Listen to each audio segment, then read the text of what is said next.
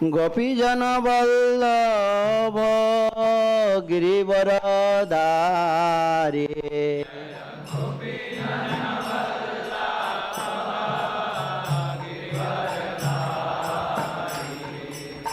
गोपीजन वल्लभ गिरिवरधारी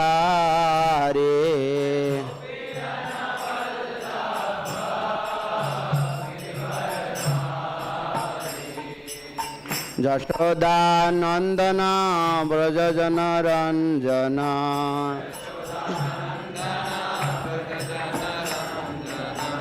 जशोदानंदन व्रजजन रंजन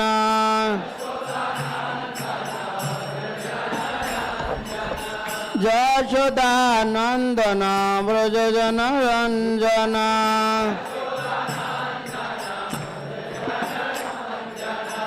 जमुना तीर वनचारे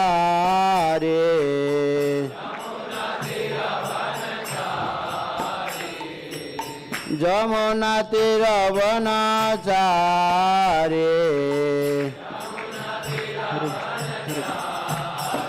जय राधा माधव कुंज विहारी जय राधा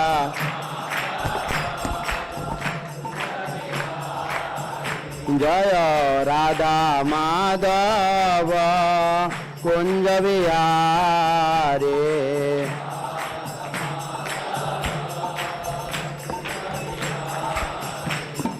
गोपीजन वल्लभ गिरिवरधारी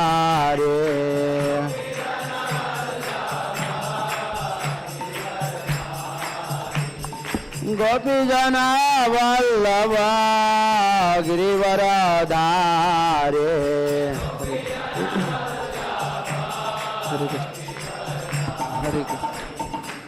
हरे कृष्णा कृष्णा कृष्णा हरे हरे हरे राम राम राम हरे हरे खास करके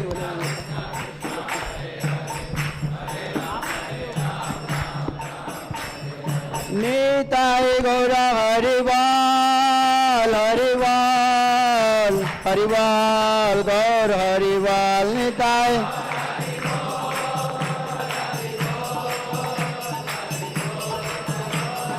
जय जय प्रभुपाद प्रभुपाद प्रभुपाद प्रभुपाद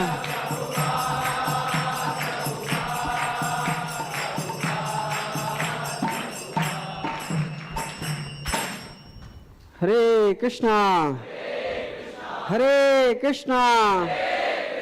कृष्णा कृष्णा हरे हरे हरे रामा राम राम हरे हरे हरे कृष्णा। तो आप सबका हार्दिक स्वागत है इनमेट्स कैंप 2024 अक्टूबर सेशन। हरि बोल। तो दो हमारे इनमेट्स कैंप होते हैं साल में, एक मार्च में और एक अक्टूबर में, दशहरा और गौर पूर्णिमा के समय। तो हमारा परम सौभाग्य है कि हमारे साथ हैं आज हिज ग्रेस चैतन्य चरण प्रभु जी।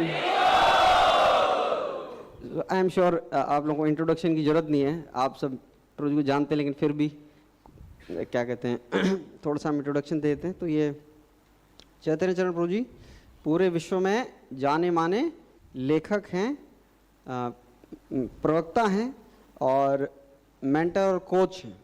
वो 25 से ज़्यादा किताबें लिख चुके हैं और स्पिरिचुअलिटी के ऊपर, आध्यात्म के ऊपर, और उनमें से कुछ जो पुस्तकें हैं वो बेस्ट सेलर्स हैं। सबसे ज़्यादा जो बिक्री होता है भारत में भी और विश्व भर में। कई जो ऑथर्स हैं वो पूरे जन्म भर एक ही किताब लिखते हैं। जो कंटेंट नया आपको देना है, कुछ कॉपी पेस्ट ही, नया आपको कुछ इनोवेटिव देना, तो एक दो ही ज़्यादातर लिखते हैं। प्रभु जी 25 से ऊपर लिख चुके हैं और मोटिवेशनल स्पीकर हैं और लाइफ कोच हैं। वो कई जगहों पे जाके जो भक्ति का प्रचार करते हैं, जैसे जो कॉरपोरेट्स रहते हैं उसमें, और प्रोफेशनल्स, और देखते हुए दुनिया की जो मेन जो समस्याएं हैं, स्ट्रेस है, डिप्रेशन है, एडिक्शन है, और गाइडेड मिसाइल्स, मिसगाइडेड मैन है। तो जो मिसगाइडेड मैन है उनको प्रभु जी गाइड भी सही दिशा में करते हैं ताकि मिसाइल सही से चलाएं। और इनको इंस्पिरेशन मिला, इसकी वजह से प्रेरणा मिली कि जो पूरा जीवन है ये ऐसे, खासकर जो यूथ हैं और साइंटिफिकली ओरिएंटेड जो पॉपुलेशन है, क्योंकि जो साइंटिस्ट हैं वो आजकल के धर्म गुरु बने हुए हैं। तो ऐसे समाज में लोगों को क्या कहते हैं, सही दिशा में मार्गदर्शन देना, कैसे विज्ञान को और आध्यात्म को जोड़ा जा सकता है। तो उन्होंने इसके लिए जीवन अपना समर्पण किया है।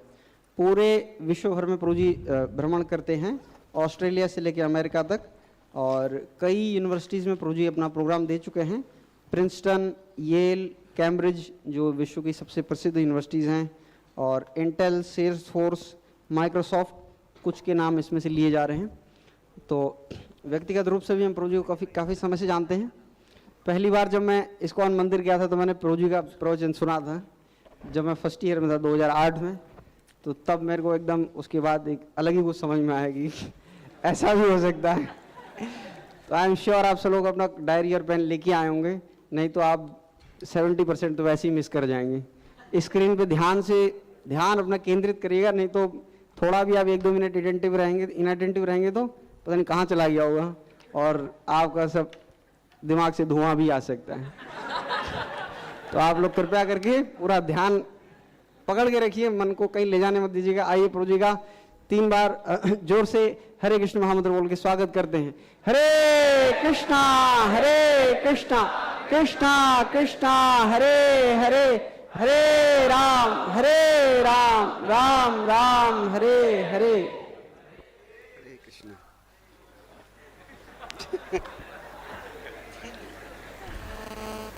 हरे कृष्णा।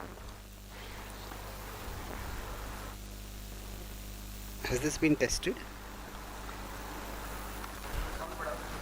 हरे कृष्णा हरे कृष्णा। Where's the button? हरे कृष्णा। क्या नहीं आपको सुनाई दे रहा है पीछे? अभी नहीं सुनाई दे रहा है। अच्छा, कभी कोई मूवी का ट्रेलर इतना अच्छा होता है कि बाद में वो मूवी एंटी क्लाइमैक्स बन जाता है। तो जो इंट्रोडक्शन था ऐसे था अभी।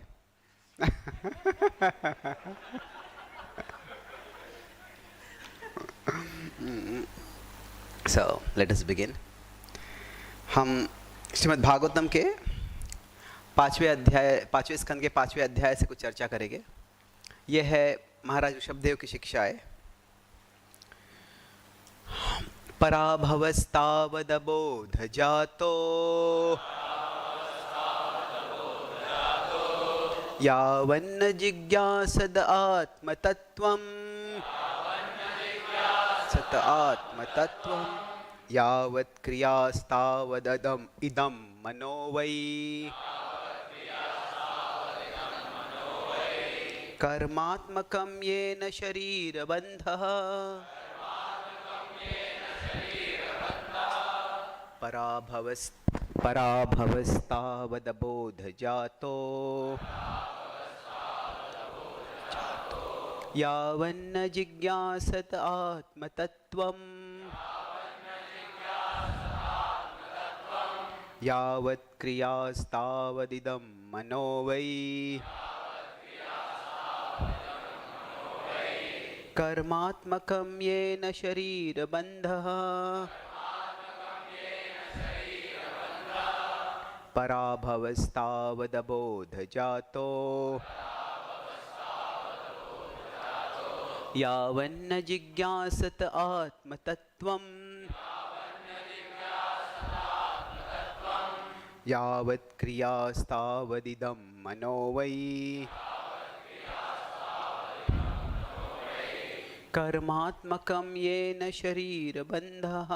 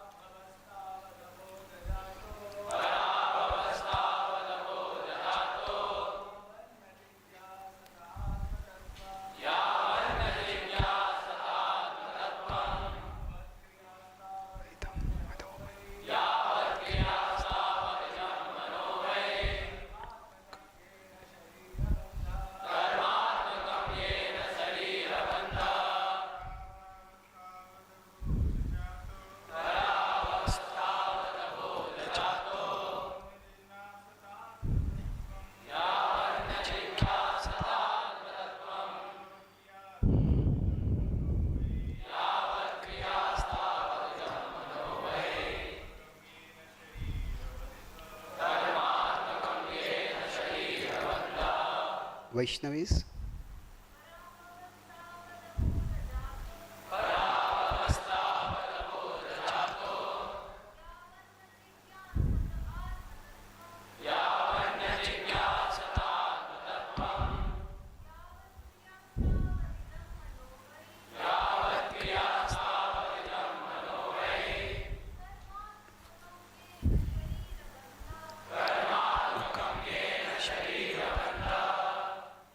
पराभवः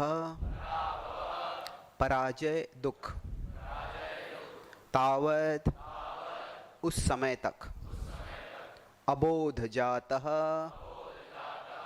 अज्ञान से उत्पन्न, यावत जब तक, न नहीं, जिज्ञासते जिज्ञासा करते हैं,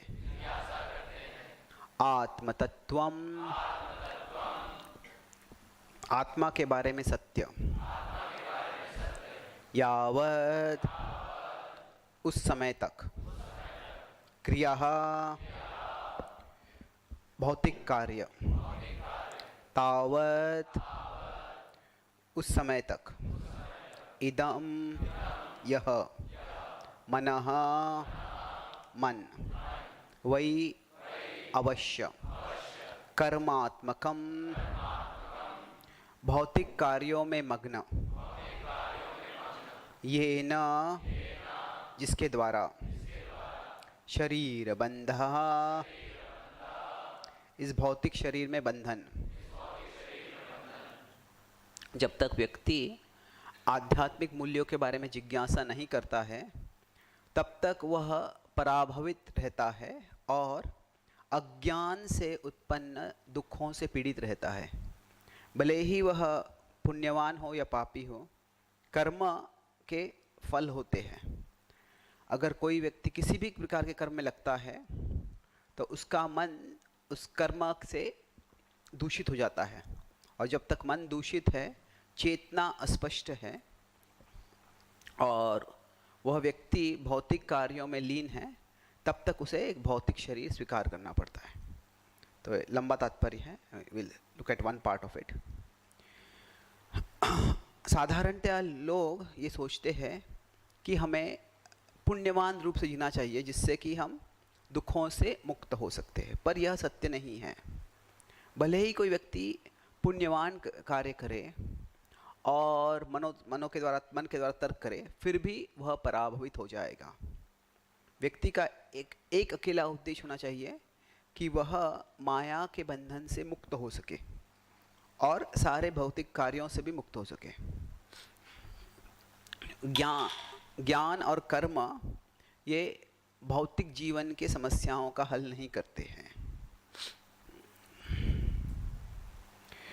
हमें आध्यात्मिक चीज़ों के बारे में जिज्ञासा करना ज़रूरी है। भगवद्गीता 4:37 में बताया गया है, यथैधाम से समिधो अग्निर भस्मसात् कुरुते अर्जुना, ज्ञानाग्नि सर्वकर्माणि भस्मसात् कुरुते तथा। जिस प्रकार से जो अग्नि होती है वो लकड़ी को जलाकर राख बना देती है, उसी तरह से जो ज्ञान की अग्नि होती है वह सारे भौतिक कर्म के परिणामों को जलाकर राख बना देती है। ओम ज्ञानतिमिरन्धस्य ज्ञानाञ्जनशलाकाय चक्षुरुन्मिलितं येन तस्मै श्रीगुरवे नमः। नमः ओम विष्णुपदाय कृष्णप्रेष्ठाय भूतले श्रीमते भक्तिवेदांत स्वामी इति नामिने।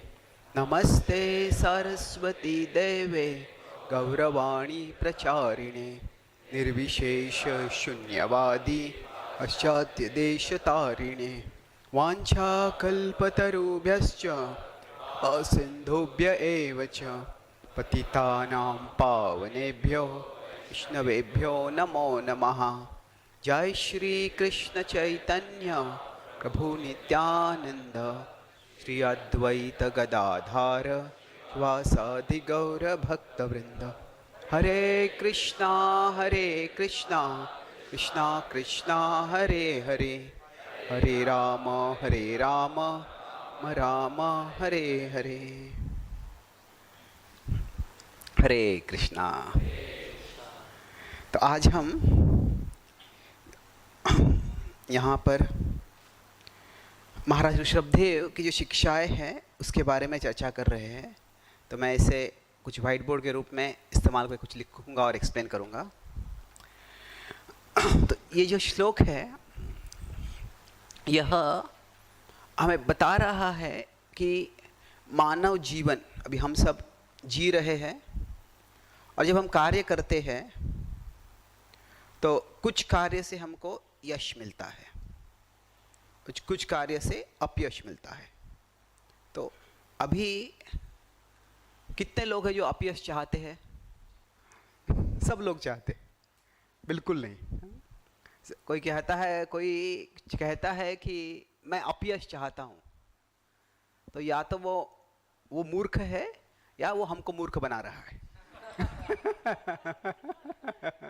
तो कोई भी व्यक्ति साधारणतः से जो है अपयश नहीं चाहता है। तो अभी यहाँ पर वो परिभाषा दे रहे हैं कि अगर हमको पराभव नहीं चाहिए, पराभव क्या होता है? अभी अलग अलग जो अपयश होता है, पराभव, अलग अलग परिभाषाएं हो सकती है। कोई कह सकता है कि मैं इस इंटरव्यू को गया था और वो इंटरव्यू मुझे नहीं, मैं पास हुआ, मुझे जॉब नहीं मिला, तो वो पराभव है। कोई कह सकता है कि अरे इंडिया पाकिस्तान का मैच था, इंडिया ने जीती, वो पराभव है। या फिर अभी कोई कह सकता है कि भारत चाइना में कुछ कॉन्फ्रंटेशन हो गया, भारत नहीं जीत पाया, वो पराभव है। या अभी रशिया यूक्रेन में काफ़ी समय से चल रहा है युद्ध, यूक्रेन नहीं जीत पा रही, वो पराभव है। तो पराभव के अलग अलग परिभाषाएं हो सकती हैं, और वो सत्य है कि क्या होता है कि जो हम विक्ट्री और फेलियर बोलते हैं, that depends on our conception. संकल्पना क्या है मेरी, मैं क्या कर रहा हूँ। तो मान लीजिए अगर कोई प्रवचन सुन रहा है, और कुछ लोग होते हैं वो सोचते हैं कि प्रवचन कब अच्छा हुआ, लोग बहुत हंसे प्रवचन में, तो इतने सारे बार लोग हंसे, मेरा प्रवचन यशस्वी है। अगर वो क्राइटेरिया है तो वो प्रवचन नहीं है, वो कॉमेडी शो हो गया। Isn't it? हंसाना कोई बुरी बात नहीं है, but that is not the standard of success. क्या होता है कि हम अलग अलग कार्य कर रहे हैं, और वो कार्य में हमारी संकल्पना क्या है। जो हम एक्शन करते हैं, एक्शन के पीछे एक कंसेप्शन होता है। जब मैं कुछ कार्य कर रहा हूँ तो मेरे मन में एक संकल्पना होती है, मैं क्या कर रहा हूँ, और उसके अनुसार फैसला होता है कि मैं जो कर रहा हूँ वो यशस्वी है या यशस्वी नहीं है। अगर कोई विद्यार्थी है, कोई स्कूल में आता है और उसकी माता पिता, स्कूल कैसे चल रहा है, अरे यहाँ पे हॉस्टल में खाना बहुत अच्छा है। बोले अच्छी बात है, बाकी सब कैसे? खाना बहुत अच्छा है, ये सबसे इम्पोर्टेंट चीज़ है। ओके, नहीं, खाना अच्छा होना अच्छी बात है, और साधारणतः मोस्ट हॉस्टल में खाना अच्छा नहीं होता है, तो वो अच्छी बात है।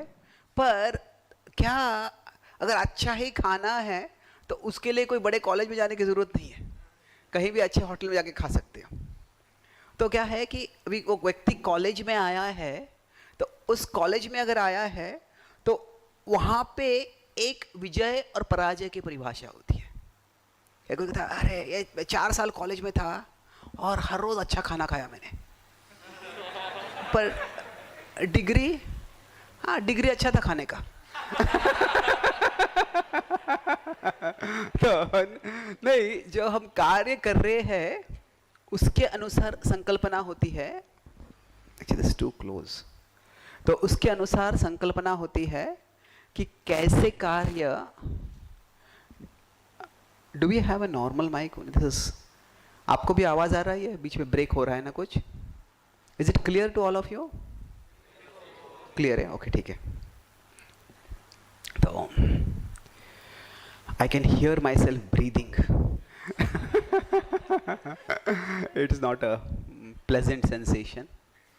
But तो अभी हर कार्य में क्या होता है कि जब हम एक्शन कर रहे हैं, हमारे एक्शन का जो कंसेप्शन, जो धारणा होती है, ओके,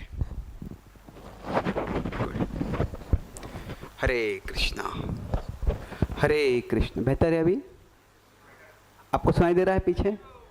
ओके, ठीक है, अभी ट्राई करते हैं इससे। Everybody has different conception of success.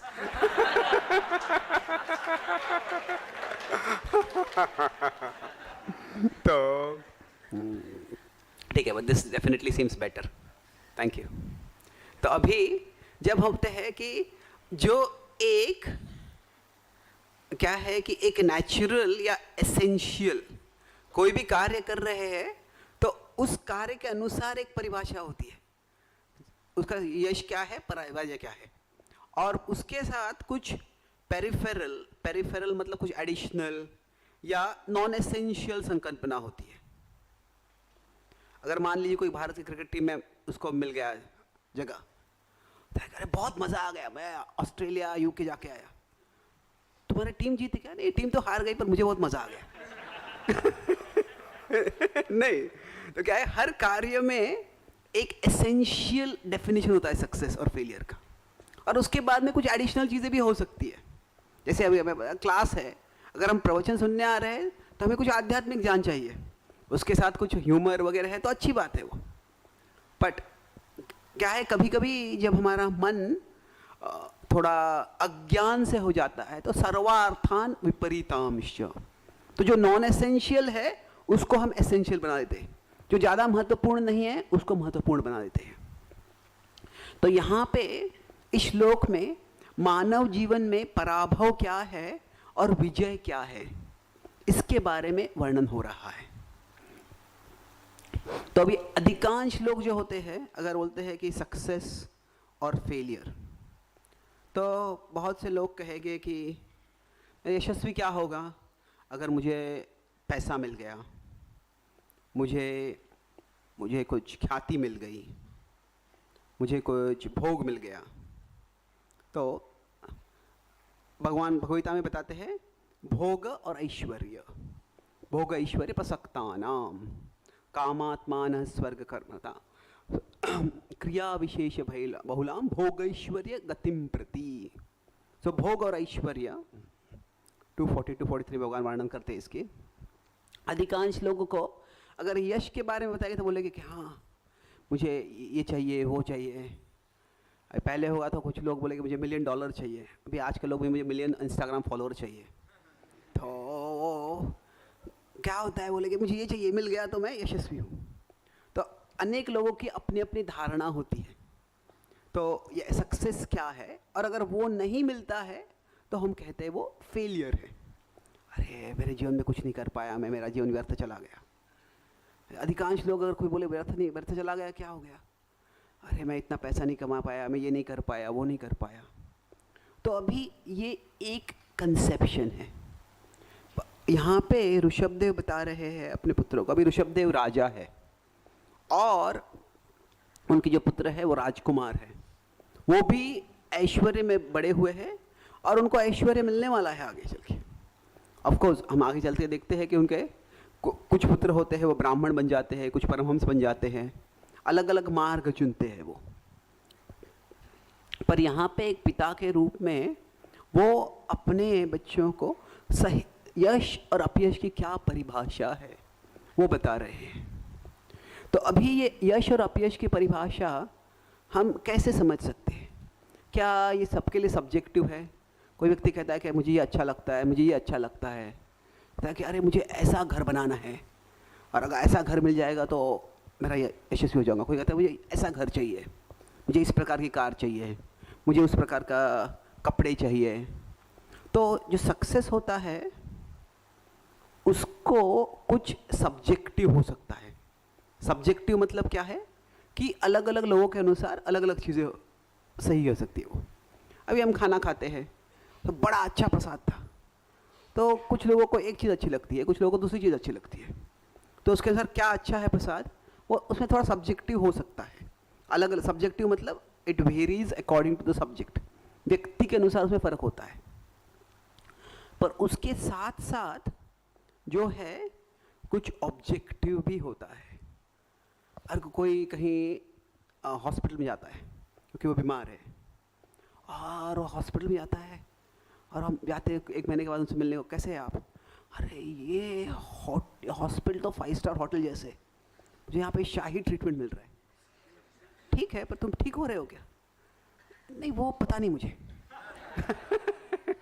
अगर आपको 5 स्टार ट्रीटमेंट चाहिए तो 5 स्टार होटल में जा सकते हैं। हॉस्पिटल में जा रहे हैं तो क्या है, हाँ हॉस्पिटल में स्टाफ अच्छा होना चाहिए, थोड़ा सारा प्रोफेशनल अच्छा होना चाहिए, कंफर्टेबल होना चाहिए, वो सही है। वो सब्जेक्टिव हो सकता है। कुछ लोगों को हॉस्पिटल ऐसा लगता है जो थोड़ा शांत होना चाहिए बिल्कुल, कुछ लोगों को तो मैं शांत पहले से अकेला हूँ, मैं दूसरे लोगों से बात करनी है, कुछ सब्जेक्टिविटी हो सकती है। पर एक ऑब्जेक्टिव क्राइटेरिया, आप हॉस्पिटल अगर गए हो तो क्या आपका स्वास्थ्य इम्प्रूव हुआ है या नहीं, ये प्राइमरी है। तो दोनों क्राइटेरिया है, पर यश के लिए ऑब्जेक्टिव क्राइटेरिया भी महत्वपूर्ण होते हैं। तो मानव जीवन में हम सबकी अपनी अपनी परिभाषा हो सकती है कि क्या है, मुझे ये करूँगा तो यश मिलेगा, मुझे ये करूँगा तो यश मिलेगा। तो और ये इसमें से सही है, हर एक व्यक्ति, वी आर ऑल इंडिविजुअल्स, हर एक व्यक्ति अलग है, तो उसके अनुसार हमारी जो यश की परिभाषा है वो अलग हो सकती है।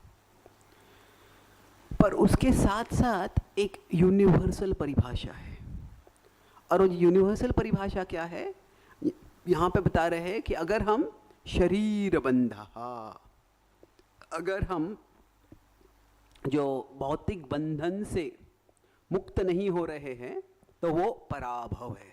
यह श्लोक है, इसका पहला शब्द है पराभव,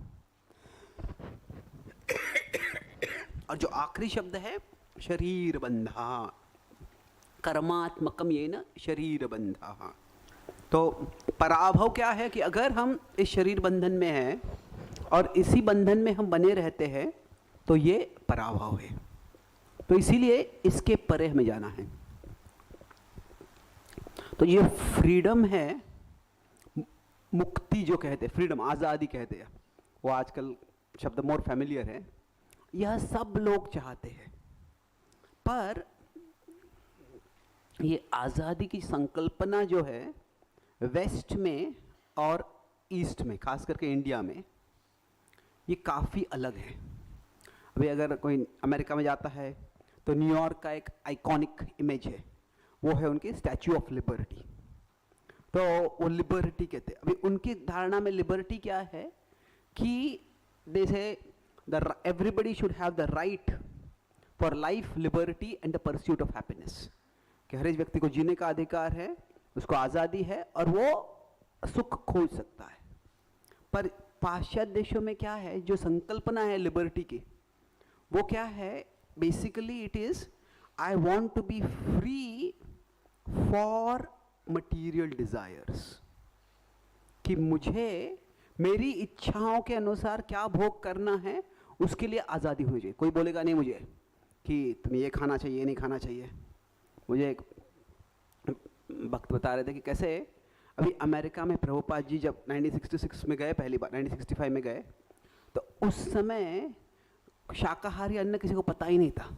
उनको लगता था शाकाहारी अन्न खाना है मतलब क्या है, आपको सब्जियां खा के जीना पड़ेगा बस, कुछ वेजिटेरियन रेसिपी थे ही नहीं। तो वहाँ पे एक कार्टून था, एक व्यक्ति दूसरे को पूछ रहा, are you vegetarian? No, I am an American. क्या तुम शाकाहारी हो? नहीं, मैं तो अमेरिकन हूँ। मतलब अमेरिकन मतलब मैं शाकाहारी हो ही नहीं सकता, ऐसा भाव था। तो क्या है कि भाई जो खाना है, जैसे भोग करना है, मैं वो करूँगा। वो पाश्चात्य देशों में, अभी पाश्चात्य देशों को जनरलाइज नहीं करते, पाश्चात्य देशों में थोड़ा अध्यात्म था, अभी भी है, पर जो मटीरियलिज्म अधिकांश रूप से पाश्चात्य देशों से आया है। तो वहाँ पे जो आज़ादी है, that is liberty and that is free for material desires. पर भारत में जो है वो है लिबरेशन। लिबर्टी ये शब्द ज़्यादा प्रभुपाद इस्तेमाल नहीं करते, कभी कभी करते। और लिबर्टी का मतलब क्या है, free from material desires, not free for but free from. और इन दोनों में जमीन आसमान का फर्क है। क्यों? क्योंकि अभी अधिकांश लोगों को ये लगता है कि मुझे ये करने का आज़ादी नहीं है, वो करने का आज़ादी नहीं है, अब मुझे ये करना है, वो करना है। और अधिकांश लोग सोचते हैं कि अगर मेरी जो इच्छाएं हैं वो पूरा करने का मुझे मौका मिल जाएगा तो मैं आज़ाद हो जाऊंगा। और कुछ हद तक ही सत्य है। अगर कोई ऐसे समाज में है जहाँ पे गवर्नमेंट सारा डिक्टेटर जैसा है, गवर्नमेंट बहुत इंटॉलरेंट है, तो व्यक्ति कुछ कर नहीं कर सकता है, तो तभी वो आज़ादी एक तरह से अच्छी है, ज़रूरी है। पर भौतिक दृष्टि से वास्तव में हम कभी भी we can never be free forever. अभी कोई व्यक्ति का स्वास्थ्य अच्छा नहीं है, मैं बीमारी से मुक्त होना चाहता हूँ, अच्छी बात है, ज़रूर होना चाहिए। पर उसके बाद में क्या बीमारी से मुक्त होने के बाद क्या वो व्यक्ति जितना चाहेगा उतना भोग कर सकता है? नहीं, वहाँ पे भी तो रेस्ट्रिक्शन आने ही वाला है। क्या है कि जो हम कितना भी फ्री हो मटेरियल डिजायर्स के लिए, तो क्या होता है, दो सवालों से फिर भी हम लिमिटेड हो जाते हैं।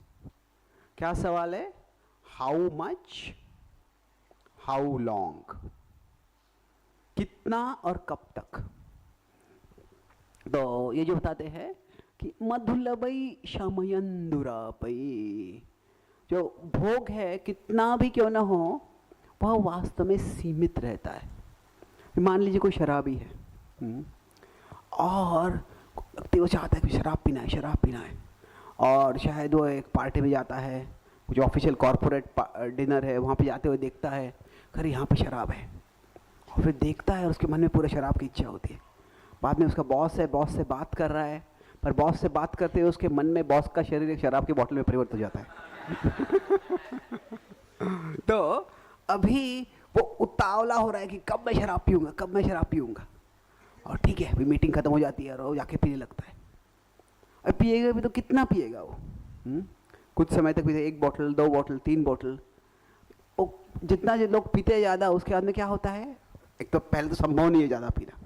एक बार 2 मित्र गए थे शराब पीने के लिए, और फिर वो एक मित्र ने दूसरे मित्र से कहा, अभी थोड़ा बहुत हो गया, अभी इतना मत पियो तुम, drinking so much is not a good idea, no it's a great idea, बोल के पीते रहा वो। फिर अगले दिन वो दोनों साथ में रहते, अगले दिन उसको सुना कि जो उसका मित्र था वो भी उसको थ्रो कर रहा था पूरा, वो तो उसको उल्टी हो रही थी, हैंगओवर होता था। I knew it was a terrible idea, बहुत खराब आइडिया था। तो तुरंत ये मित्र गया, मैंने तुमको कल बोला था कि इतना शराब पीना अच्छा आइडिया नहीं था। नहीं, शराब पीना अच्छा आइडिया था, waking up was a terrible idea. नींद से उठना ये बुरा आइडिया था। तो क्या होता है, कई बार लोग जो है सोचते हैं कि मैं भोग कर लूँगा पर उसका कुछ परिणाम नहीं होगा, और वो होता है, तो कुछ समय के बाद हो सकता है, पर होता है, परिणाम आने ही वाला है। तो कितना भी कोई मुक्त क्यों न हो जाए, वह कभी भौतिक इच्छाओं से इतना मुझे भोग करना है, उसके लिए कभी कोई मुक्त नहीं हो सकता है।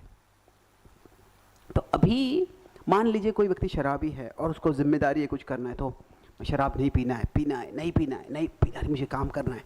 अरे भाई इतना 1 गिलास पी लूँगा मैं, नहीं, 1 गिलास से 1 गिलास नहीं रहने वाला है, वो 2-3 गिलास हो जाएगा। तो फिर उसके मन में इतना द्वंद्व होते रहता है, वो पीड़ित होते रहता है।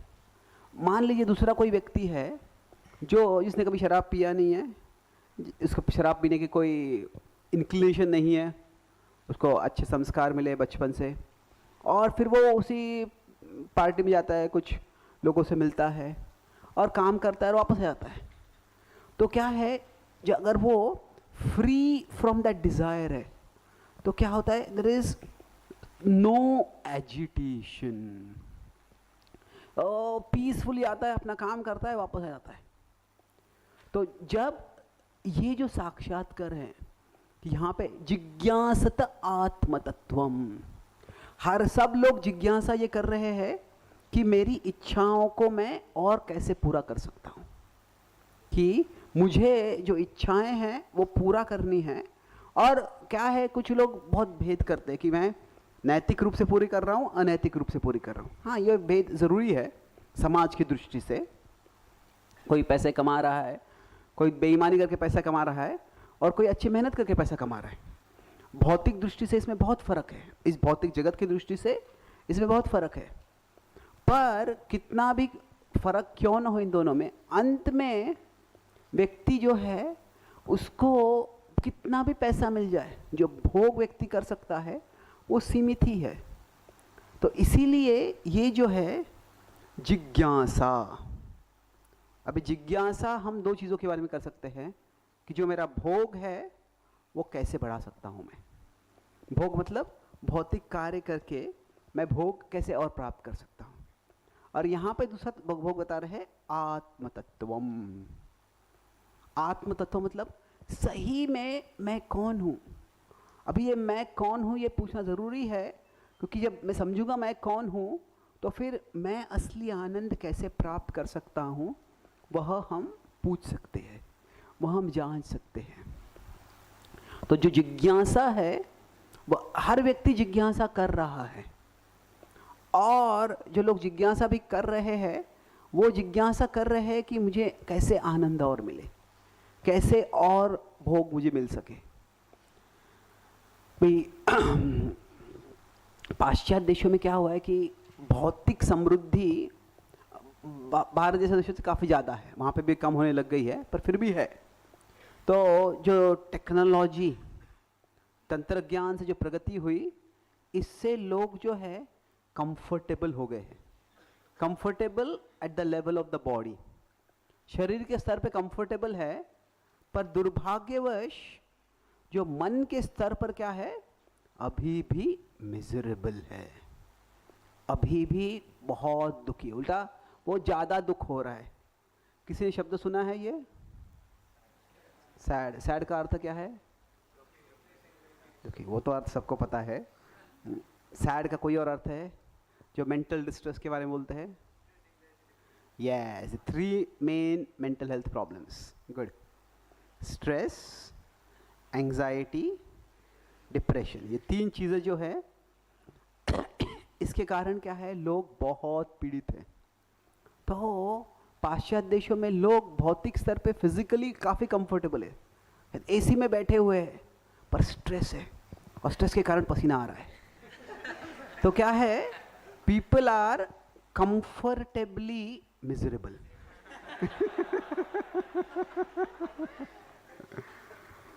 और यह जो हो रहा है ये एक तरह से बड़े दुर्भाग्य की बात है। तो अभी इसके कारण क्या हो रहा है कि अभी मन की शांति चाहिए। तो अनेक लोगों को पता चला है कि अगर आप कुछ मेडिटेशन करते हैं, कुछ माइंडफुलनेस करते हैं, तो फिर आपको मन शांत हो जाता है। अभी बहुत से लोगों को ये पता चल चुका है और बहुत से लोगों को ये अनुभव भी आ चुका है। पर क्या है, ये it is people are amazingly uncurious. Curious पता है आपको? जिज्ञासा करना।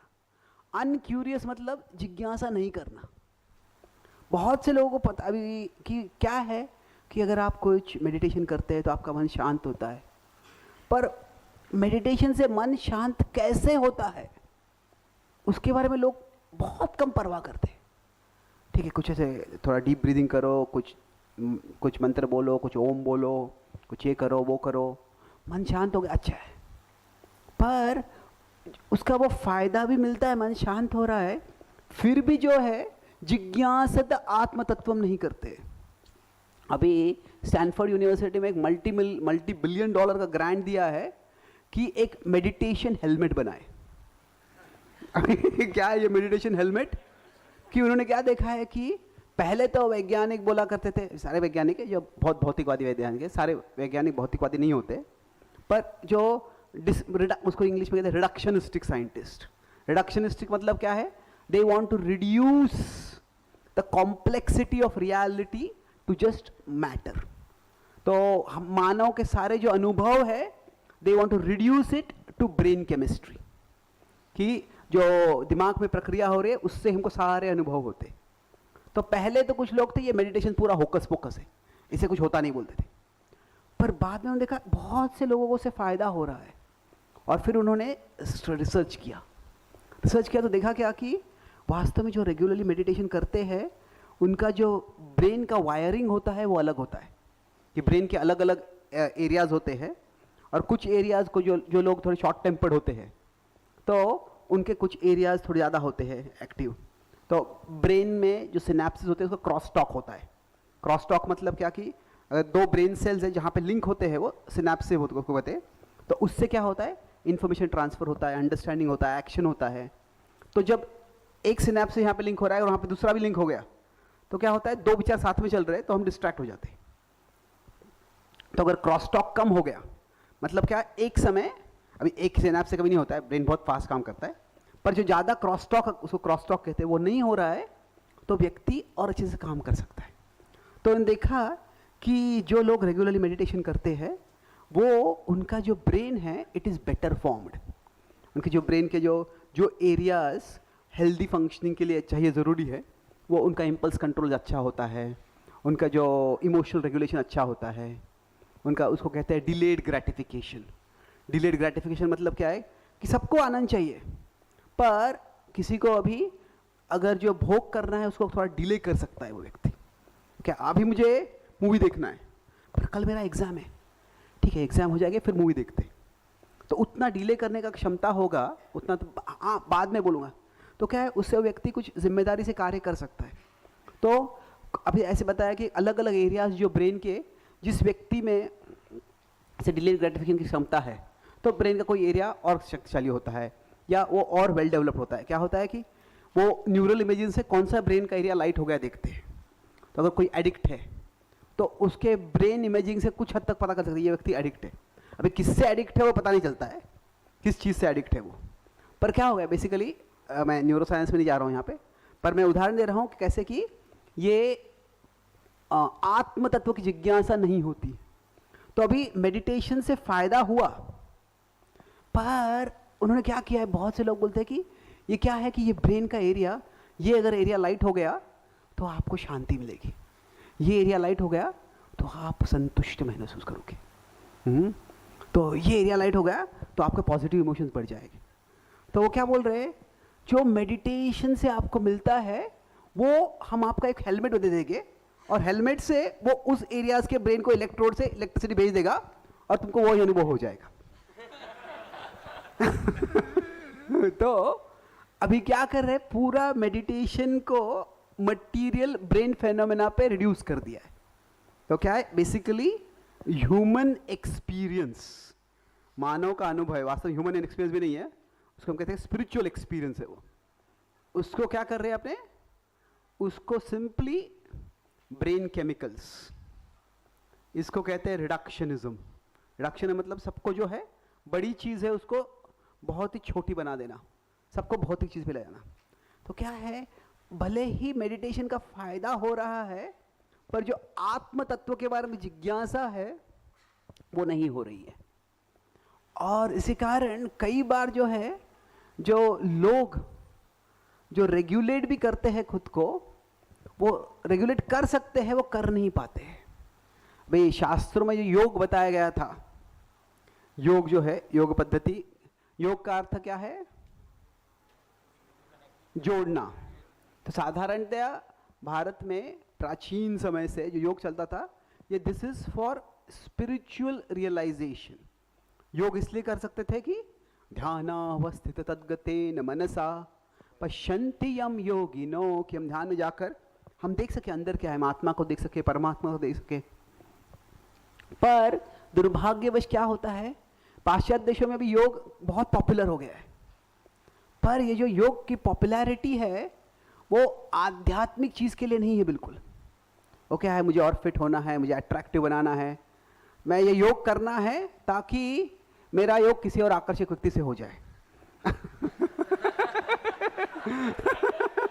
I can find a more attractive partner, उसके लिए लोग योग कर रहे हैं। मैं कैलिफोर्निया में था, वहाँ पे एक कार पे एक बम्पर स्टिकर था, उस पर लिखा था, the more I get to know people the more I love my dog.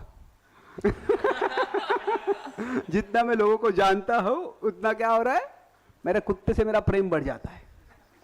तो क्या है, लोग कोई विश्वासघात कर देते हैं, लोग कोई हम अपेक्षा करते हैं वो अपेक्षा पूरी नहीं करते हैं।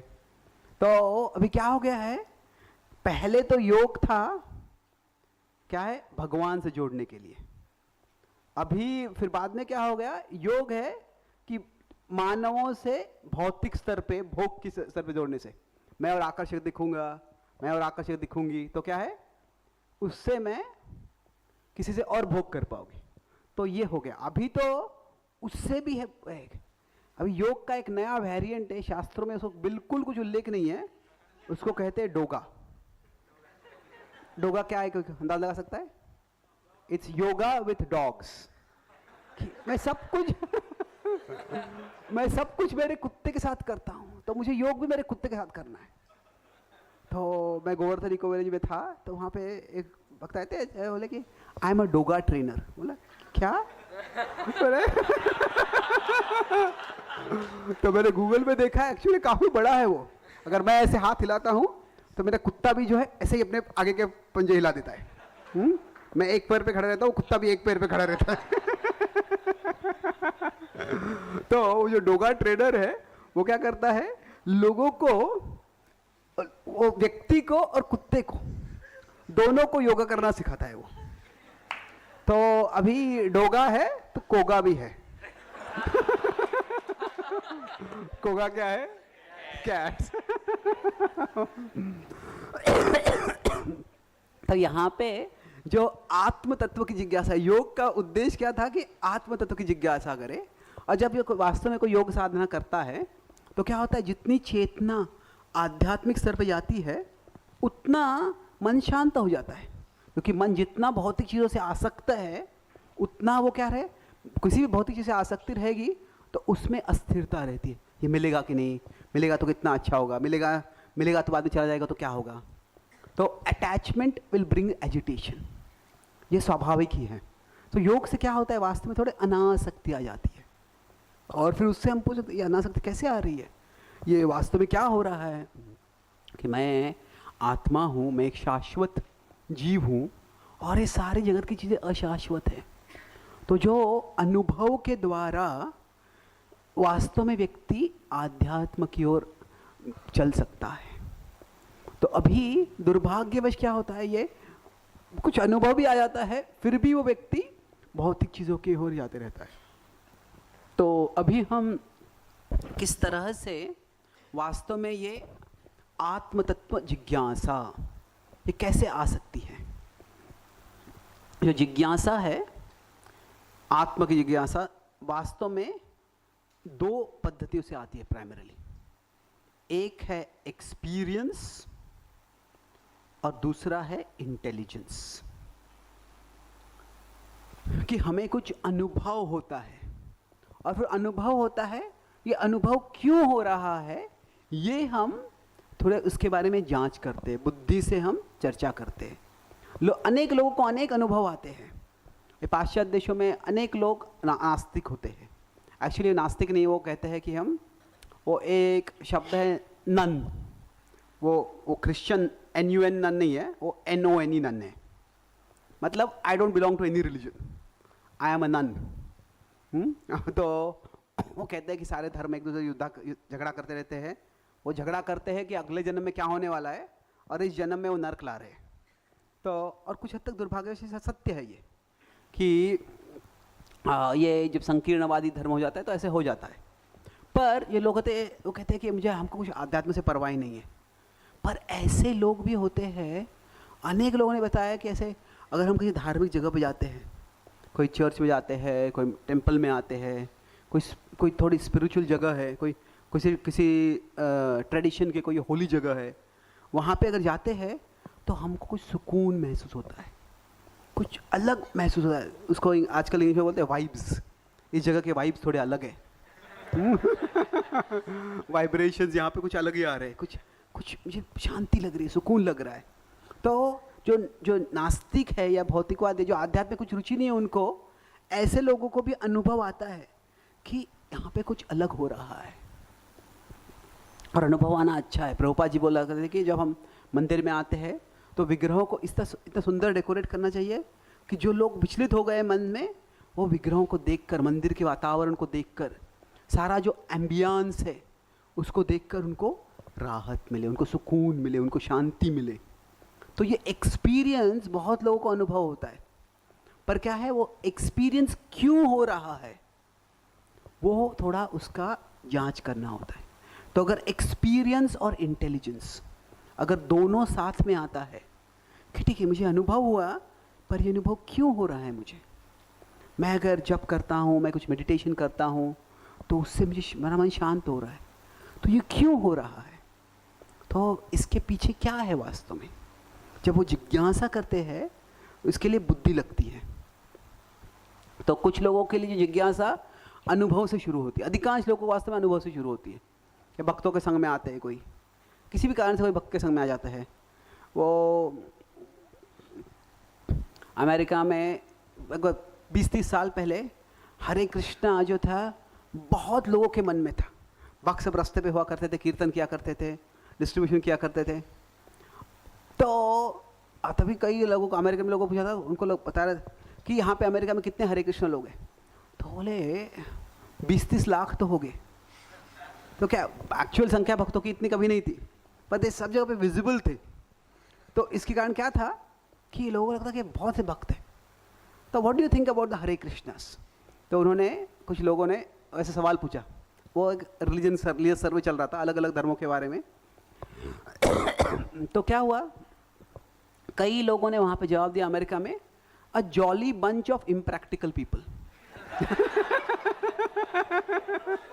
कि ये जॉली है, ये हंसते हैं, गाते हैं, नाचते हैं, अच्छे लोग हैं, पर ये हमारे रोज के जीवन से क्या संबंध है इसका। ये पूरा, ये उनको ऐसा लगता कि ये सारा जीवन शैली इम्प्रैक्टिकल है।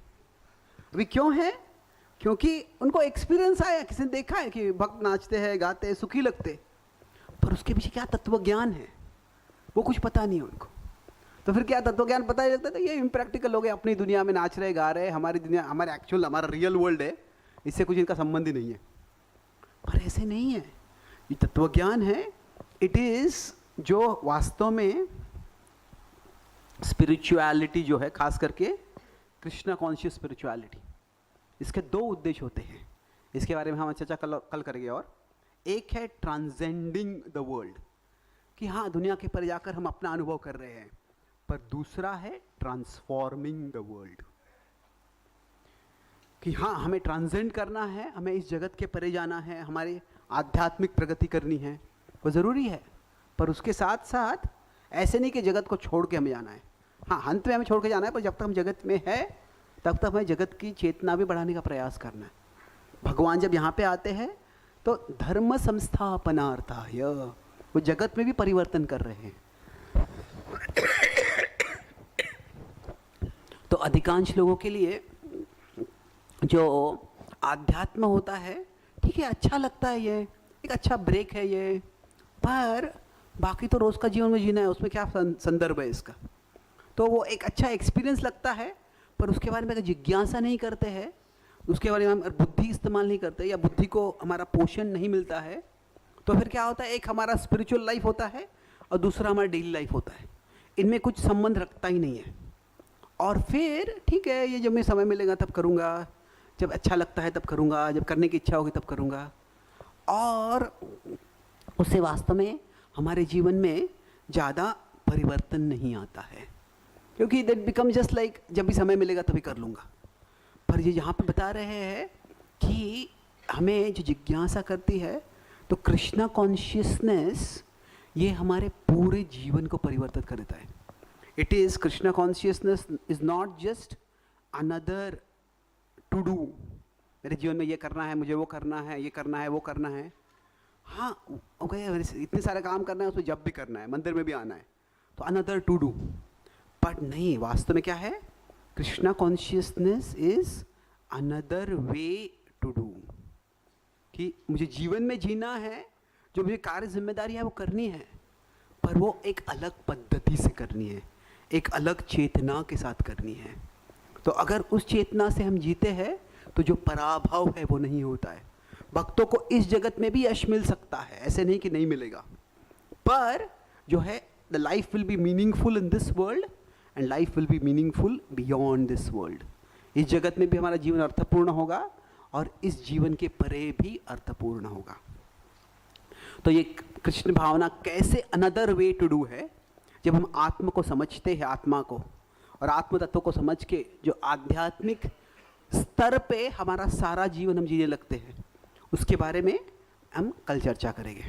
तो आई समराइज, आज हमें मेनली 3 पॉइंट्स देखे। सबसे पहले कि किस तरह से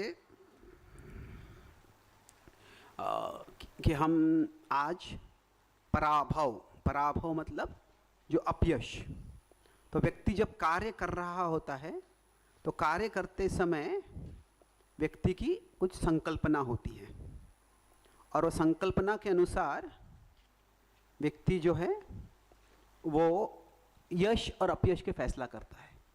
तो क्या होता है, जो सक्सेस है किसी भी कार्य में कोई एसेंशियल क्राइटेरिया है और कोई नॉन एसेंशियल है। ये कॉलेज में जा रहा है तो हाँ अच्छे मित्र हो गए, अच्छा खाना मिल रहा है वहाँ पे, अच्छी बात है वो, पर कॉलेज में हम सबसे पहले पढ़ाई के लिए जा रहे हैं। कोई आध्यात्मिक क्लास में आ रहे हैं तो हमको आध्यात्मिक ज्ञान या एसेंशियल है, और जो ह्यूमर वगैरह वो सेकेंडरी है। हर चीज़ में क्या है, जो सक्सेस और फेलियर हमारे जीवन में क्या एसेंशियल है क्या नॉन एसेंशियल है उसके अनुसार फैसला होता है। तो हम क्या दूसरा चीज़ देखे थे क्या है कि सब लोग जो है आनंद चाहते हैं और सब लोग समझते हैं कि आनंद अगर चाहिए तो मुझे फ्रीडम चाहिए।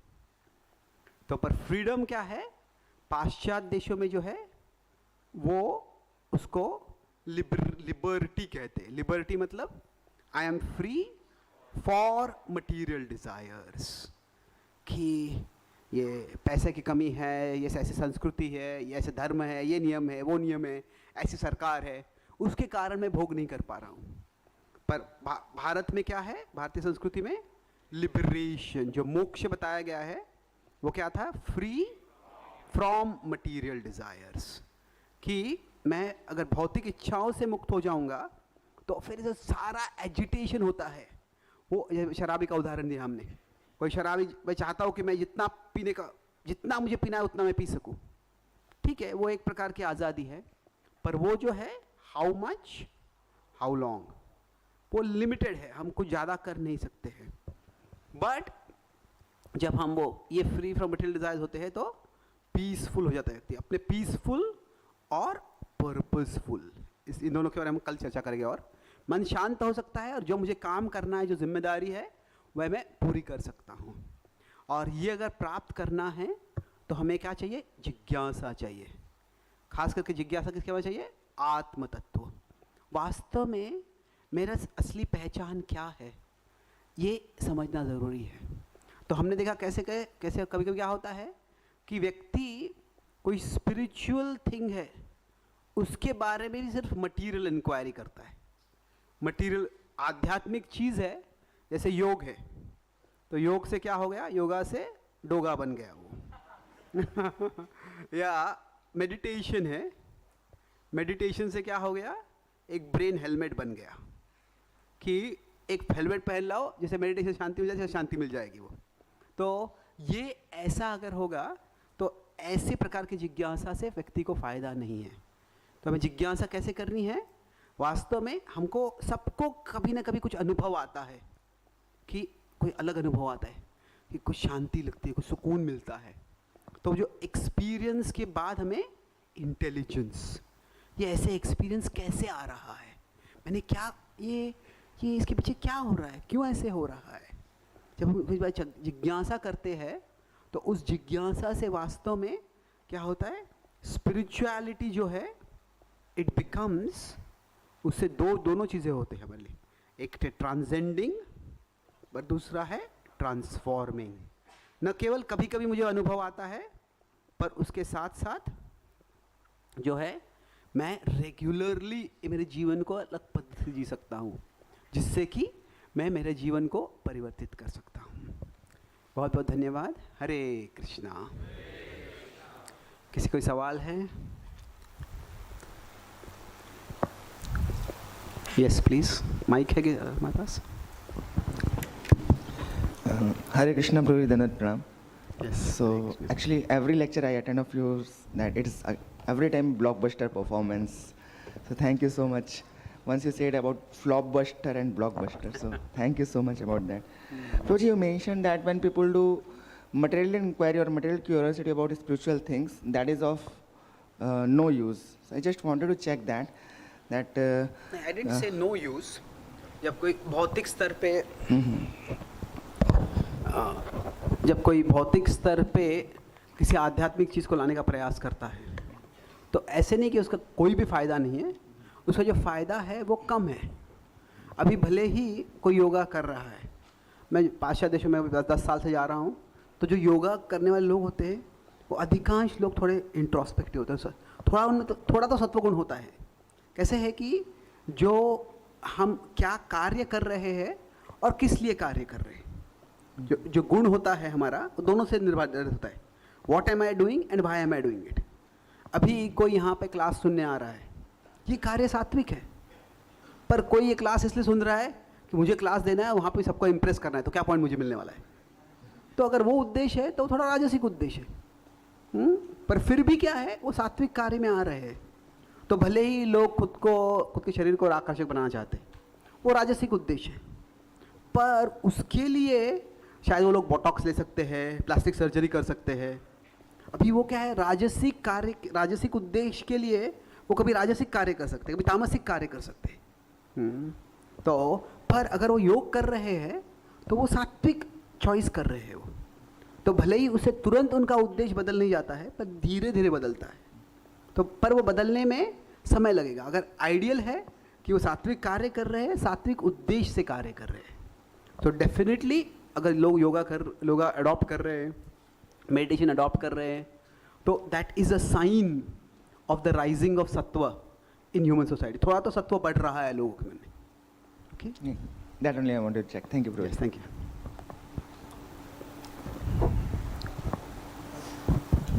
Hello, Hare Krishna Prabhuji. Please accept my humble obeisances and thank you for such a wonderful class.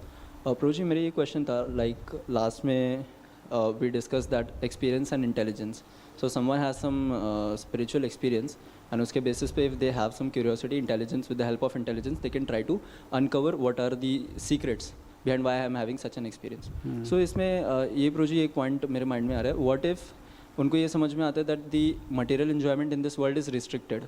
तो एक थॉट ये हो सकता है कि ठीक है, this is restricted and have to find the right way to enjoy and that is how I can enter spirituality. But second thought could be कि वो थोड़ा सा रिबेलियस हो जाए that why it is restricted, why things are the way they are working, right, why am I restricted, ऐसा. So in such a case if a person is having some thoughts और if we are having these thoughts about restrictions in everything, then how to approach this and from the very base uproot this very question. What is the correct understanding behind this question? अच्छा सवाल है ये, कि अगर किसी को लग रहा है कि ये ऐसा मेरा जो भोग है वो सीमित क्यों है, तो वो सीमाओं के मैं परे क्यों नहीं जा सकता हूँ. तो एक्चुअली सिलिकॉन वैली में एक पूरा फिलॉसफी है अभी, उसको कहते हैं ट्रांस ह्यूमैनिज्म. ट्रांस ह्यूमैनिज्म का मतलब क्या है कि वो कहते हैं कि वी ह्यूमंस, हमारा मानव जीवन इंट्रिंसिकली लिमिटेड है. हम बूढ़े होते हैं, बीमारियाँ होती है, तो ये इसके परे हम जाना है, क्योंकि इनके कारण हमें भोग नहीं कर पाते हैं, हम आनंद नहीं प्राप्त कर पाते. ये भोग ये शब्द नकारात्मक हम इस्तेमाल कर साधन है, पर हम सुख नहीं प्राप्त कर पाते. तो उनका क्या गोल है कि हम टेक्नोलॉजी से जो है क्या करेंगे, हम ये सारी सीमाओं के परे चले जाएंगे. तो हाँ, अगर कोई बीमार हो रहा है, अगर कोई दवाई बना सकते हैं तो अच्छी बात है वो. पर इसमें क्या है, टेक्नोलॉजी से व्यक्ति सत्व, रजस और तमस हर मार्ग में जा सकता है वो. मान लीजिए अभी कुछ लोग ऐसे भी हैं जो अभी थोड़ा, अगर हमको स्वास्थ्य अच्छा रखना है तो हमें थोड़ा रेगुलेट करना चाहिए हमारा ईटिंग. शायद जो वेगन कॉन्शियसनेस, वेजिटेरियन कॉन्शियसनेस बढ़ रहा है, या अभी सिलिकॉन वैली में इंटरमिटेंट फास्टिंग चलता है. लोग बोलते हैं कि आप जो ज़्यादा समय के लिए खाओ मत. तो ये कुछ सात्विक ट्रेंड्स है. तो ये भी साइंटिफिक रिसर्च से ही आया है. ये ऑफकोर्स यू कैन से शास्त्रों में पहले से बताया ये, बट क्या है कि जो हमारे जो लिमिटेशंस है उसके परे जाना ये एक स्वाभाविक प्रवृत्ति है. पर वो कैसे जाते हैं, वो अलग अलग पद्धति है उसके लिए. कोई रजोगुण में होता है तो वो कहेगा कि किस तरह से मैं कुछ दवाई ले लूँगा. ऑजेम्पिक नाम की एक दवाई है, वो भी उसे वो लोग कहते हैं चले कि मैजिकल वेट लॉस पिल है वो, पर वो कुछ समय के लिए मैजिकल होता है और फिर उसके बाद मैनिएकल बन जाता है वो व्यक्ति को, उसके पागल जैसे परिणाम होते हैं वो. तो कोई इस तरह से कर सकता है, तो कोई तमोगुण में जा सकता है उसके लिए. तो क्या है कि किस तरह से हम भौतिक स्तर पे भी अगर हम सोच रहे हैं तो उसको क्या है कि इतना we don't have to rigidly separate between material and spiritual. This that difference I talk about tomorrow, the transcending और ट्रांसफॉर्मिंग के बीच में. पर क्या है कि क्या कर रहे हैं. तो अगर किसी को देयर इज ऑल प्रोग्रेस, किसी भी दिशा में प्रोग्रेस हो रही है, progress has to begin with a basic acceptance of reality, कि जो अभी परिस्थिति ऐसी है और इस परिस्थिति से अभी मैं प्रगति कैसे कर सकता हूँ. और कोई कहता है ये परिस्थिति ही अनफेयर है, ओके ठीक है वो कह सकते हैं, पर उसको किस हद तक परिवर्तन करने वाले हैं हम. कोई व्यक्ति अभी जो है, इसका एक तामसिक उदाहरण देते हैं कि अभी लोग भोग करना चाहते हैं, इंद्रिय भोग करना चाहते हैं, मैथुन से भोग करना चाहते हैं. तो भी प्रभुपाद जी कहा करते थे कि इससे क्या होता है, अगर साधारणतया इसके लिए भारत हो या पाश्चात्य देशों में उस पर एक बाउंड्री होता था. बाउंड्री क्या था, इट इज़ मैरिज. पर अभी लोग कहते हैं कि हमको फ्री लव चाहिए और ये बाउंड्री की कोई ज़रूरत नहीं है. तो प्रभुपाद जी कहा करते थे उससे क्या होता है, जो पुरुष स्त्री साथ में आते हैं, स्त्री गर्भवती हो जाती है और फिर उस स्त्री को सारी जिम्मेदारी लेनी पड़ती है, या फिर स्त्री को सरकार के पास जाके पैसे मांगने पड़ते हैं. तो अभी क्या है, इसके खिलाफ अभी कुछ लोग कहते हैं कि this is nature being unfair to women. और पाश्चात्य देशों में अभी कोई स्त्री है उसको बच्चा नहीं है कि मदरलेस चाइल्ड कहते हैं उसको, हमें कहते नहीं पर वो थोड़े दुख की बात है. सॉरी मदरलेस चाइल्ड नहीं, childless mother. Okay can somebody mother, a childless woman basically, not a mother. पर पाश्चात्य देशों में I am not childless, I am child free. अभी ये चाइल्ड फ्री मतलब ये बोलना ही कैसे है उससे कि क्या बच्चा एक बोझा है, उससे मैं मुक्त हूँ. थैंक गॉड आपके माता पिता ने ऐसे नहीं सोचा. तो क्या है, it is a gift given by nature. जो it is a super power associated with female body, that is what keeps humanity going. इस स्त्री को एक भेंट दिया गया है, पर अभी क्या है उसको बोझा मान लेते हैं. तो अभी ये प्रोपेगेंडा है जो बहुत ही एग्रेसिव फेमिनिस्ट होते हैं. फेमिनिस्ट के भी वो कई जनरेशंस है, पर जो थर्ड फोर्थ फिफ्थ जनरेशन के फेमिनिस्ट वो कहते हैं कि pregnancy is biological slavery, abortion is technological liberation. कि वो कहते हैं जो गर्भवती होना ये निसर्ग ने स्त्री को गुलाम बनाया, उससे ये बायोलॉजी ने स्त्री को गुलाम बनाया, और जो गर्भपात है वो क्या है, वो टेक्नोलॉजी से स्त्री को आज़ादी मिल रही है.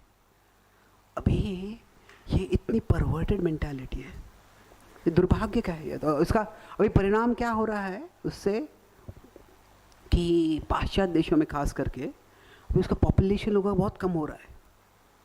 और उसके कारण अभी अगर पाश्चात्य देशों में दूसरे देशों से लोग जाते नहीं थे, भारत से हो, चाइना से हो, मिडिल ईस्ट से हो, तो वहाँ का पॉपुलेशन बहुत कम हो जाता था. और जो वाइट्स होते हैं उनको वैस्प्स कहते हैं, white Anglo Saxon Protestants, they are the prominent demographic.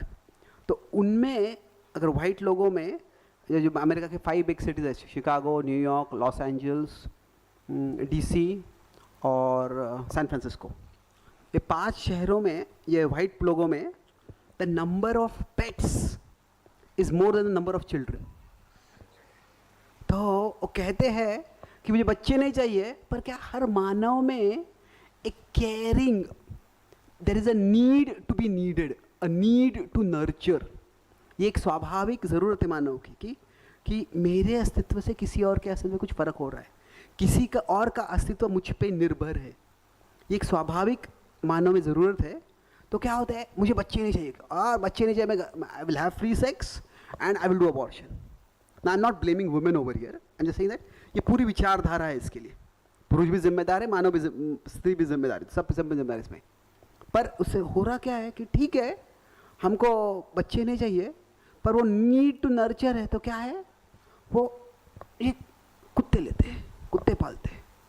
मैं लॉस एंजल्स में नहीं, मैं कहाँ था, कैलिफोर्निया में जब हुआ था, तो वहाँ पे एक वेस्टर्न कपल एक प्रोग्राम को आए थे.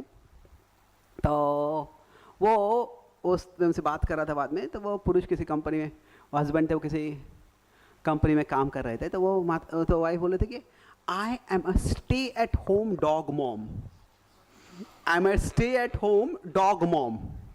मतलब क्या, मेरा एक कुत्ता है जो मेरे बच्चे के समान है और मैं घर में रह के मेरे कुत्ते का पालन करती हूँ। तो अभी आजकल की संस्कृति ऐसे है, कोई अगर स्टे एट होम है उसको कहते तुम नौकरी नहीं करते कुछ, उसको नीचा देखते।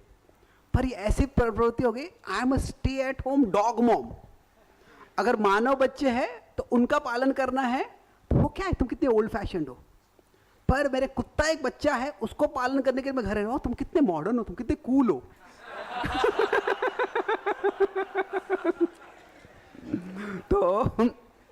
तो जो है नेचर के जो लिमिटेशंस है, वो लिमिटेशंस के परे हम कैसे जाने का प्रयास कर रहे हैं। तो पूरा हम ये जो है वर्ल्ड को ही अगर ह्यूमंस डोंट रिप्रोड्यूस तो क्या है, अब मान लीजिए इवन बायोलॉजिकली अगर हम कहते हैं कि सर्वाइवल ऑफ द फिटेस्ट है, we are just biological machines, हम में कुछ आध्यात्म है ही नहीं, मान लीजिए। But even from biological perspective there are two main functions of all biological beings, one is to survive and the other is to reproduce, कि हम जीते हैं और हम रिप्रोड्यूस करते हैं। तो अभी लोग आत्महत्या कर रहे इतने, humans are the only species who commit suicide. मानव ही अकेली स्पीशीज है जो सुसाइड करते, कभी कुत्ते कर देते हैं अगर if they get spoiled by human association.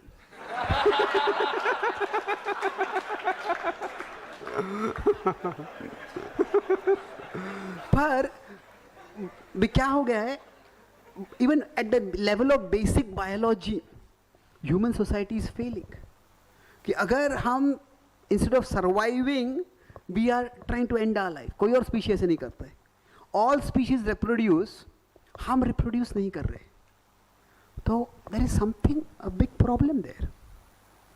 तो basically everybody wants to go beyond limitations, वो स्वाभाविक है, पर किस पद्धति से जा रहे हैं, क्या हम वो लिमिटेशंस के परे जाने के लिए ऐसा कार्य कर रहे हैं जिससे हम खुद की अपनी स्पीशीज का विनाश कर रहे हैं, दैट इज अनहेल्दी।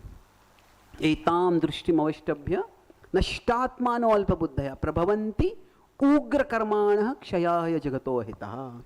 16.9 में भगवता बताते हैं कि जब पूरा भौतिकवादी ही दृष्टि लेते हैं व्यक्ति, असत्यम अपतिष्ठम ते जगदाहुरनीश्वरम, ऐसे विचार आ जाता है, तो क्या होता है, पहले तो नष्टात्मानो, खुद के आत्मा का उन्होंने, आत्मा कभी नष्ट नहीं होता है, पर जो आत्मा के बारे में जानने की प्रवृत्ति होती है, जानने की क्षमता होती है, उसको नष्ट कर देते हैं। पर उसके साथ साथ क्षयाय जगतो हितः, जो जगत का क्षय व्यक्ति करने लगता है। तो वैसे दुर्भाग्यवश ऐसी परिस्थिति अभी जगत में भी आ रही है। So we should just encourage a person, ठीक है, everybody wants to go beyond limits, but in going beyond limits, are we actually making things better or are we making them far worse? Okay, thank you. Any other questions? Okay.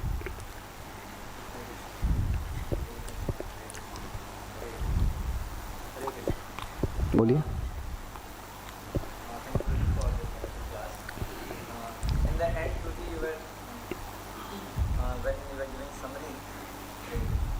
ठीक है, आप बोलिए, मैं दोहराता हूँ। आखिरी में जब आपने वो दिया आपका एक्सपीरियंस प्लस इंटेलिजेंस, वो होता है स्पिरिचुअलिटी से, और वो ट्रांसफॉर्मेशन और ट्रांसफॉर्मेशन एंड ट्रांसफेंडिंग एंड ट्रांसफॉर्म, हाँ।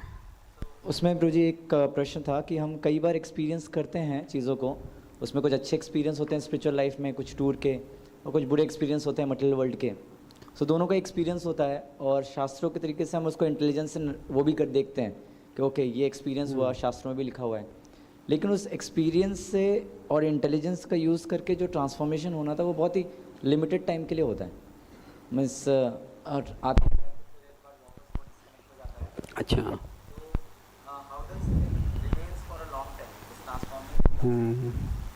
जो परिवर्तन हमारा होता है, हम बुद्धि का इस्तेमाल करते हैं, अनुभव भी आता है, तो ज़्यादा समय तक कोई परिवर्तन रहता नहीं है। तो ऐसे क्यों है? वास्तव में अलग अलग व्यक्तियों में अलग अलग प्रकार की कंडीशनिंग्स होती है। तो किस व्यक्ति में कितनी कंडीशनिंग है उसके अनुसार फैसला होता है कि वो जो अनुभव आ गया है, जो बुद्धि की जागृत हुई है, उसका परिणाम कितने समय तक रहेगा। मान लीजिए कोई व्यक्ति शराब पी लेता है, फिर उसके बाद में उसको हैंगओवर होता है, उसको सर दर्द होता है, उसको अलग अलग प्रकार के परिणाम होते हैं कि वापस कभी नहीं पीऊँगा मैं। वो कभी नहीं, वो 24 घंटे तक रहता है, कभी नहीं। पर कुछ लोग होते हैं कि I had a very bad drug trip. कुछ लोग ड्रग्स करते हैं और ड्रग के बाद में उनको बुरा अनुभव होता है, फिर याद रहता है उनको कभी नहीं लेने वाला मैं ड्रग्स। तो शायद ऐसे हो सकता है, इसमें कुछ हद तक हमारी स्वेच्छा है इसमें। पर अगर किसी व्यक्ति में कंडीशनिंग वो बहुत ज़्यादा है तो वही विचार बार बार आते रहेगा और फिर उसी प्रलोभन में व्यक्ति फंस जाएगा। तो अगर तुरंत परिवर्तन नहीं हो रहा है तो हमें we need to be patient. कभी कभी जो है मन में कंडीशनिंग बहुत ज़्यादा होती है, तो फिर उसको चेंज करने के लिए समय लगता है।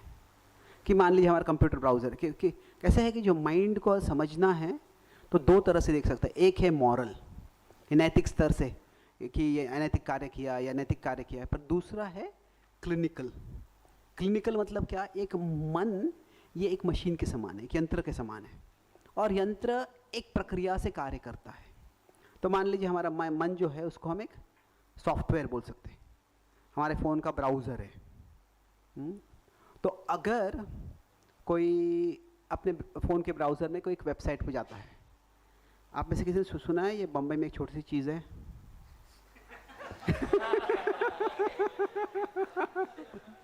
तो मान लीजिए किसी ने कोई bollywood.com नाम की वेबसाइट पे गया है वो, तो शायद 10 बार गया है वो, 50 बार गया, मान लीजिए 50 बार गया।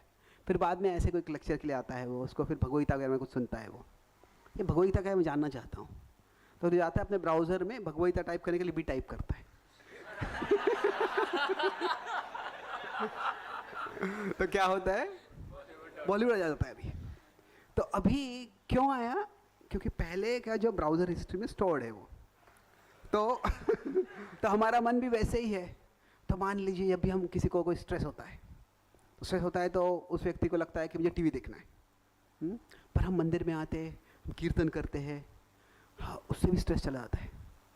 तो अगली बार स्ट्रेस आ जाएगा तो लगे तो कीर्तन करना अच्छा है ऐसा टीवी देखने से, पर फिर भी क्या है, अगर 100 बार हमने टीवी देखा है और एक बार कीर्तन किया है, तो जैसे ही स्ट्रेस आ गया तो मन से क्या ऑटो कंप्लीट आ जाएगा, टीवी देखो। तो क्या है, ये एक मैकेनिकल चीज़ है। तो अभी हमें क्या करना है इसके लिए, अगर ऐसे हो रहा है तो जितना हो सके वो पूरा भगवत गीता टाइप करना है। 12 अक्षर है, बहुत मेहनत है उसके लिए पर अगर वो टाइप करता है तो वो भी ब्राउज़र हिस्ट्री में स्टोर हो जाता है। और अगर मान लीजिए कोई व्यक्ति 25 बार भगवगीता.com जाता है, तो अभी क्या होगा, 1-2 बार भी जाएगा तो वो भी ऑटो कंप्लीट में आ जाएगा वो। अगर वो 25 बार जाएगा वहाँ पर तो फिर क्या होगा, वो न केवल ऑटो कंप्लीट में जाएगा, शायद पहले आ जाएगा, क्योंकि 50 बार पहले बॉलीवुड में गए थे, अभी भगवगीता.com 25 बार गए, तो फिर क्या वो और आसानी से आ जाएगा वो। पर मान लीजिए कि कोई 5000 बार bollywood.com गया है, तो फिर उसको 25 बार भगवगीता.com जैसे भी वो पहले नहीं आएगा, उसको कुछ और समय तक करना पड़ेगा।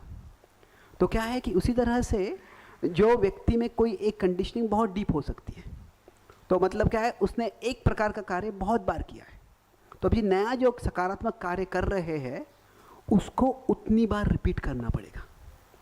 तो अभी क्या है, जो bollywood.com ऑटो कंप्लीट आता है उसके प्रति वैराग्य, और जो भगवद गीता पूरा टाइप करना है उसके लिए अभ्यास। जो मन को परिवर्तित करना है तो भगवान क्या बोलते हैं, अभ्यासेन तु कौन्तेय वैराग्येन च गृह्यते। तो अभ्यास मतलब क्या, परसिस्टेंस, जो परसिस्ट, प्रैक्टिस या परसिस्टेंस। तो जो सही कार्य है वो करते रहो। ठीक है, वे स्ट्रेस आ गया, मैं वापस टीवी देखना था, समय वेस्ट हो गया, ठीक है, वो अच्छा नहीं है, वेस्ट हो गया, पर शायद तभी मन में वो विचार आना पर समय लग गया। जितना हो सके कीर्तन करो, जितना भक्तों के संग में आओ, जो सकारात्मक कार्य है वो करते रहो, और जितना हो सके जो वैराग्य है एब्स्टिनेंस। एब्स्टिनेंस मतलब क्या कि वो मैं बी दबाता हूँ तो तुरंत बॉलीवुड आ जाता है ऑटो कंप्लीट, पर मैं तभी एंटर नहीं दबाता हूँ, वहाँ पे नहीं जाता हूँ। तो अगर हम ये दोनों करते रहेंगे, ये परसिस्टेंस और एब्स्टिनेंस, तो धीरे धीरे उससे ट्रांसफॉर्मेशन आ जाएगा। तो कुछ चीज़ों में ट्रांसफॉर्मेशन फास्ट होता है अगर वो कंडीशनिंग उतनी नहीं है, कुछ चीज़ों में ट्रांसफॉर्मेशन का समय लगता है। Thank you. Hare Krishna. Yes sir.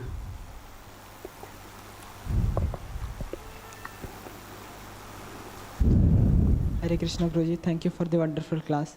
प्रभु जी, आपने जैसे बताया था कि एक्सपीरियंस आता है अगर हमें कुछ, उसको फॉर इंटेलिजेंस से चेक करना होता है।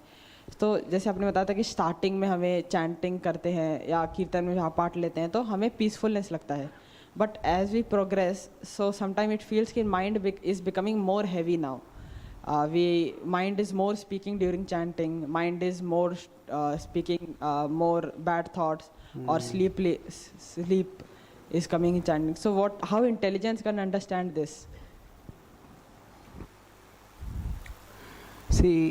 कैसा है कि इंटेलिजेंस का एक और भूमिका भी है। Intelligence means to understand that some things may be beyond the intelligence. उसको हम कह सकते हैं दैट इज इंटेलेक्चुअल ह्यूमिलिटी, कि जो मन है it is like a child. तो अगर हम किसी का बच्चा रो रहा है तो फिर हम बच्चे को शांत करने का प्रयास करते हैं, और बच्चा क्यों रो रहा है, शायद उसको खाना नहीं मिला है, उसके पेट में कुछ दर्द है, तो हम समझने का प्रयास करते हैं। बट कैसे है कि you can never understand every single behaviour of the child. कभी जब बच्चे का मूड बदल जाता है, तो अभी अगर माता पिता बच्चे का हर मूड समझने का प्रयास करेंगे तो माता पिता ही पागल हो जाएंगे। वो अब ऐसे नहीं कि उसको बच्चे को कुछ भी करना दे सकते, पर बच्चे तो बच्चे रहते हैं, तो वो उनके कुछ बाउंड्रीज में रखना होता है उनको, पर उसके बिना हर चीज़ समझना मुश्किल होता है। तो हमारा मन जो है बच्चे के समान होता है, तो जब कोई अचानक मूड बदल जाता है, कुछ हैवीनेस लगता है, और जिस हद तक हो सकते हैं हम समझने का प्रयास करते हैं। तो देख सकते हैं क्या शायद कि अभी अच्छा इसके पहले ये व्यक्ति से मेरी बातचीत हुई थी और उसने ऐसे बोला था, उसके कारण मैं थोड़ा भी डिस्करेज हो गया हूँ। या अगर ये जब करने के पहले अगर मैं ये कार्य करता हूँ तो फिर जब के समय मेरा इंथुजियाज्म नहीं रहता है।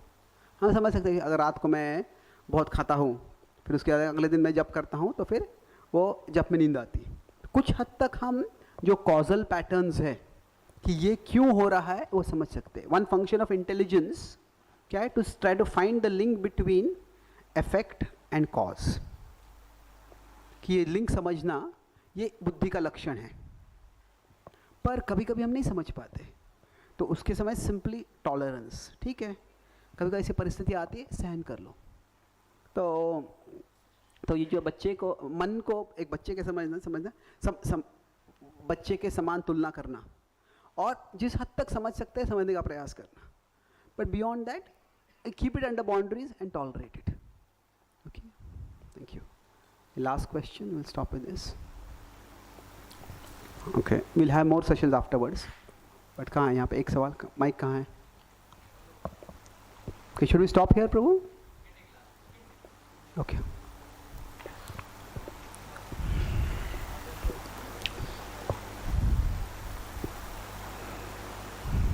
Hare Krishna. Prabhu, here we find that Bharat is speaking that somehow till the time one comes to spiritual platform, so he cannot, there is no relief. And he goes to explain that karmatmakam, that how one is entangled in fruitive activities. So in 11th canto, Krishna also in Uddhav Gita, he speaks one complete chapter on nature of fruitive activities, in which he goes to explain the philosophy of Jaimini. Before that he explains 24 gurus and then 10 slokas that how you should do, you should accept, follow Vaishnavism. But then he goes to explain the nature of fruitive activities, where he explains the Jaimini philosophy very deeply. So can you explain some the main points of Jaimini philosophy and how it is there are many flaws in it? Because it says that by fruitive activities one can be eternally happy in this material world, and the whole society which we see, modern society or anything, that is also somehow based around it. Okay, it's quite a long question, ठीक है। सबसे पहले उसका जवाब और long हो जाएगा, पर okay, I'll try to explain briefly, but maybe we can talk separately after this if required. तो यहाँ पे जो भागवतम के 11वें स्कंद में बताते हैं कि जो भौतिक कार्य जो होते हैं, फ्रूटिव एक्टिविटीज़, उसका जो प्रतिकार करना है, तो उसके लिए जैन की शिक्षाएं भी बताई गई है एक तरह से।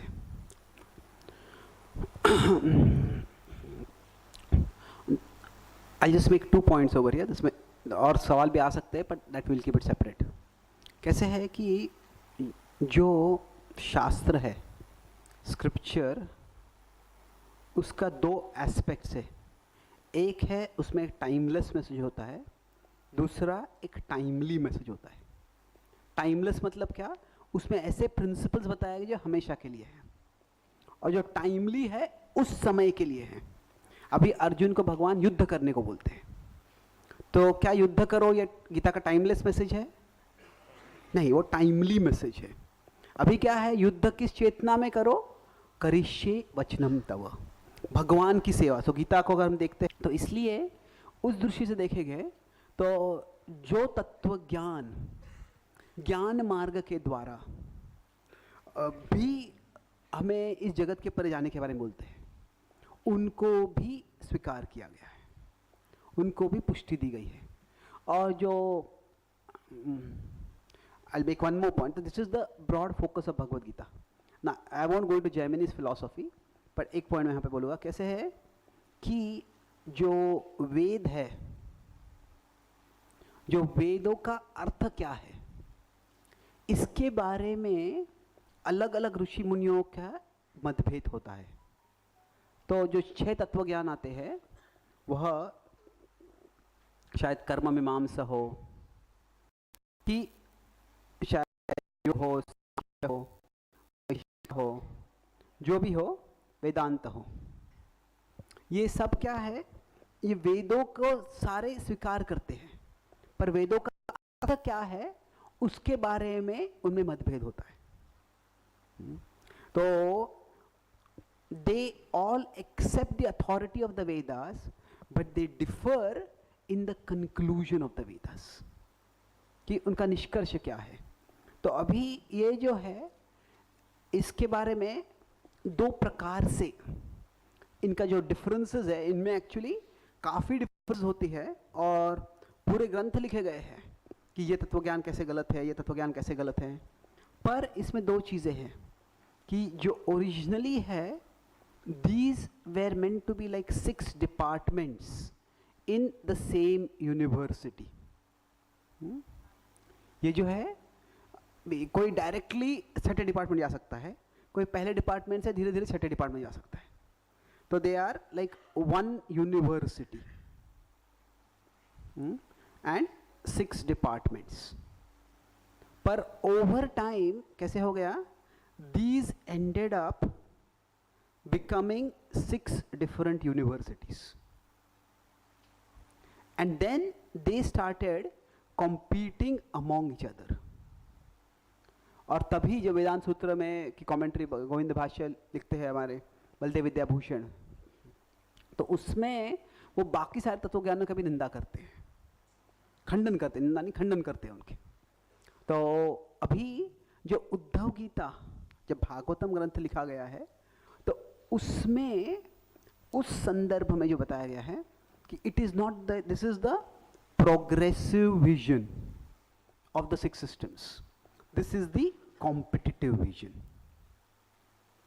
कि एक तत्व ज्ञान भी समझ में आता है तो कम से कम व्यक्ति कुछ और सोच रहा है, कुछ ऊंचा सोच रहा है, कुछ सोच रहा कि सिर्फ मुझे मेहनत करके पैसा कमाना है, भोग करना है।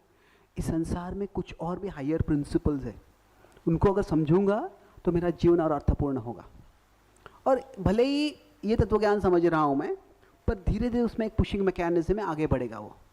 तो जो उद्धव गीता में कई जगह पे है, एक तरह से वो प्रोग्रेसिव जो बताया है उसके बारे में फोकस है, कॉम्पिटिटिव फोकस नहीं है।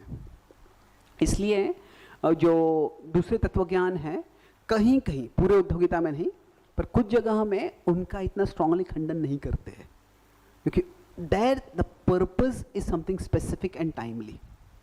Okay, we'll stop here. Thank you very much. Grantraj Srimad Bhagavatam ki, Srila Prabhupada ki, Gaur Bhakta Vrinda ki, Nitai Gaur Premanande.